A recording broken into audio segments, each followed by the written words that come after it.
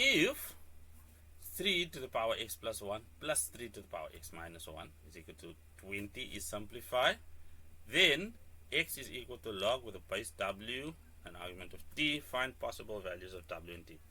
What I'm trying to very poorly state is that we can take this equation and then we can try and manipulate it into that form. So how do we do that? Well, we partially solve it. So by that I mean all we're going to do is just take this 3 to the power x plus 1 and then plus that, add to that 3 to the power x minus 1, and then that's equal to 20. So we just need to make this thing say x is equal to, and then on the right hand side there needs to be a log.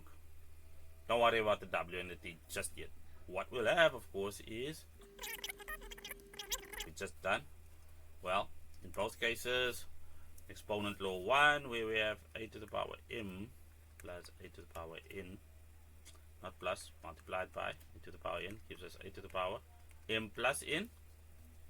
Okay, that's from left to right. That's normally the way the law is written, from left to right.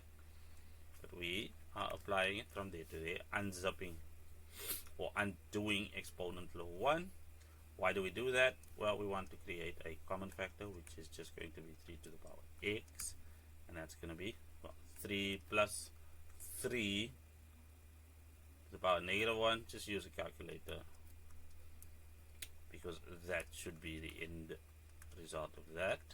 That's all equal to 20. We can swap colors around because we're going to multiply both sides by 3 over 10. That just cancels all of that out. But what we do to the left, we do to the right. 3 over 10 goes into there once, goes into there twice.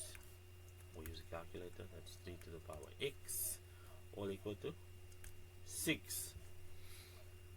Well, this is a good space to be in because now we can restate this entire equation in logarithmic form by remembering that the answer to a log is an exponent, and the base in the exponential form is the base in the logarithmic form, with the result being the argument. So now we have x, here we go, we have an x. W is in the space where the 3 is, therefore w is equal to 3. And then finally we have t. What's in the space of the t? 6, and t is equal to 6.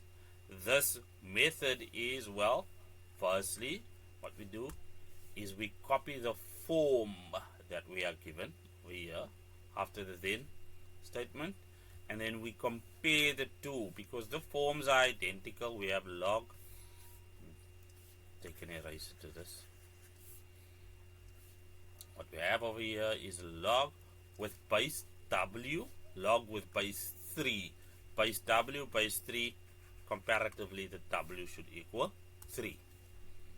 And then we have t equaling 6. Remember, if this is true, then this is true.